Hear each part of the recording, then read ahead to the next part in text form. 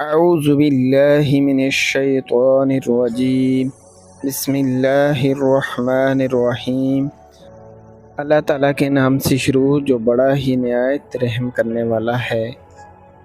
اللہ تبارک و تعالیٰ قرآن مجید کی کتاب سورۃ العمران میں فرماتا ہے، اللہ تبارک و تعالیٰ کا گھر جو پہلے لوگوں کے لیے مقرر کیا گیا وہ مکہ میں ہے، جو تمام دنیا کے لیے برکت والا اور رحمت والا ہے۔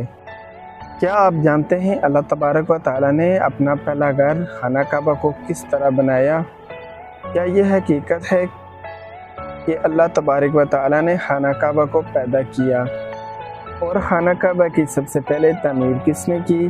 اور پہلا حج اور عمرے ادا کرنے والے کون بندے تھے؟ اور آج کی خانہ کعبہ کی تعمیر کتنے 100 سال پرانی ہے؟ اور خانہ کعبہ کو آج تک کتنی مرتبہ تعمیر کیا جا چکا ہے؟ اور خانہ کعبہ کی کفر اسرار تاریخ کیا ہے؟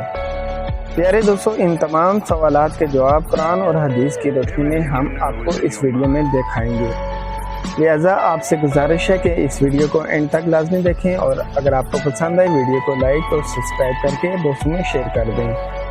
پیارے دوستو، خانہ کعبہ وہ جگہ ہے جہاں پر آنے کے لیے ہر مسلمان تڑپتا ہے، بلکہ ہر مسلمان کے دل میں یہ خواہش ہوتی ہے وہ یہاں آ کر عمرہ ادا کرے اور اللہ تعالیٰ سے گڑ گڑا کے مانگے۔ دوستو، خانہ کعبہ کی موجودہ عمارت 404 سال پرانی ہے۔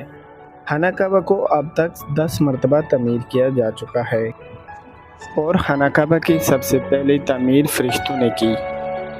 جس طرح تفسیر قطبی میں لکھا ہے، خانہ کعبہ کی تعمیر فرشتوں نے حضرت آدم علیہ السلام کی تخلیق سے پہلے ہزاروں سال پہلے کر دی تھی۔ پیارے دوستو، سب سے پہلے اللہ پاک نے فرشتوں کے لیے کعبہ بنایا جس کو بیت المعمور کہتے ہیں۔ اس کے بعد اللہ تعالیٰ نے فرشتوں کو حکم دیا کہ زمین پر بھی میرا گھر بناؤ جہاں پر میری امت اور طواف کرے گی اور عبادت کرے گی۔ چنانچہ فرشتوں نے ہی پہلے زمین پر خانہ کعبہ کی بنیاد رکھی اور سب سے پہلے اس کا طواف کیا، اور پہلا حج زمین پر آج فرشتوں ہی نے کیا۔ پیارے دوستو، خانہ کعبہ کی دوسری تعمیر تب ہوئی جب اللہ تعالیٰ نے حضرت آدم علیہ السلام کو زمین پر اتارا۔ خانہ کعبہ کی تیسری تعمیر، پیارے دوستو، وقت کے ساتھ ساتھ خانہ کعبہ کی دیواریں بھی کمزور ہوتی جا رہی تھیں، تو خانہ کعبہ کی تیسری تعمیر حضرت آدم علیہ السلام کے بیٹے حضرت شیخ علیہ السلام نے کی۔ لیکن بعض مفسرین کا کہنا ہے کہ حضرت شیخ علیہ السلام نے خانہ کعبہ کی تعمیر نہیں کی بلکہ اس کی دیواروں کی مرمت کی ہے۔ دوستو، بات کرتے ہیں اب خانہ کعبہ کی چوتھی تعمیر کے بارے میں۔ خانہ کعبہ کی چوتھی تعمیر تب ہوئی جب حضرت نوح علیہ السلام کے دور میں جب زمین پر پانی سے عذاب اتارا گیا۔ بعض مفکرین کا کہنا ہے کہ خانہ کعبہ کو اٹھا کر ایک ٹیلے کے اوپر رکھ دیا گیا تھا۔ اس کے بعد جب حضرت ابراہیم علیہ السلام کا ظہور ہوا اس دنیا میں، تو اللہ تعالیٰ نے حضرت ابراہیم علیہ السلام کو خانہ کعبہ کی تعمیر کرنے کا حکم دیا۔ پھر جبرائیل امین کی نشاندہی سے جبل عمل کنویں سے 2 ایسے پتھر برآمد ہوئے جن کو حضرت ابراہیم علیہ السلام نے اٹھا کر لے آئے، جن کا نام ایک پتھر حجر اسود اور دوسرا مقام ابراہیم کے نام سے مشہور ہے۔ پیارے دوستو، حجر اسود وہ پتھر ہے جس کو قیامت کے دن اللہ تعالیٰ زبان عطا فرمائیں گے، اور جس نے اسے چوما ہوا ہوگا یہ اس کی بخشش کی سفارش کرے گا۔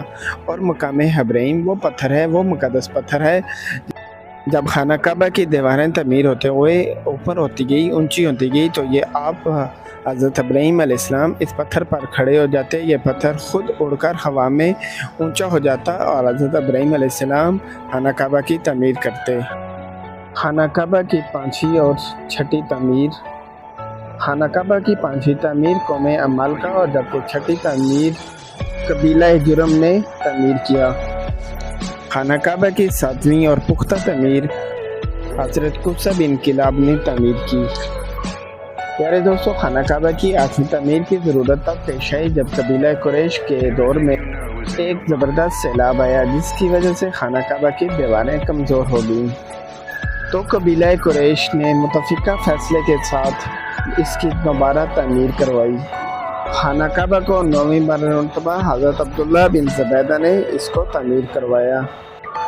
پیارے دوستو، اب بڑھتے ہیں خانہ کعبہ کی 10ویں اور آخری تعمیر کی طرف، جب خانہ کعبہ کو 10ویں مرتبہ تعمیر کیا گیا۔ 1040 ہجری میں سلطنت عثمانیہ کے سلطان نے اس کی 10ویں تعمیر کروائی، جو کہ صرف حجر اسود کو چھوڑ کے اس کے اوپر اس کی پختہ اور مضبوط عمارت تعمیر کروائی، اور اس کے اوپر ایک سیاہ رنگ کا غلاف، جس کو غلاف کعبہ، اور اس پہ سنہری حروف سے لکھا ہوا کلمہ طیبہ بھی اسی کے دور میں تخلیق کیا گیا۔ اسی تعمیر کے دوران خانہ کعبہ کے اندر سنگ مرمر اور ایک خوبصورت چھت بھی تعمیر کی گئی۔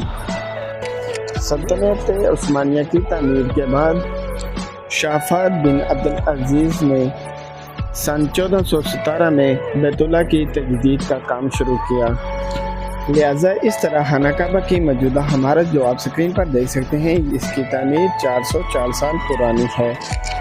اللہ تعالیٰ سے دعا ہے اللہ تعالیٰ مجھے اور آپ سب کو یہاں بار بار آنے کی توفیق عطا فرمائے اور اپنے گھر کی زیارت کرنے کی توفیق دے، آمین۔ دوستو، اگر ویڈیو آپ کو پسند آئے تو اپنے دوستوں میں شیئر کر دیں۔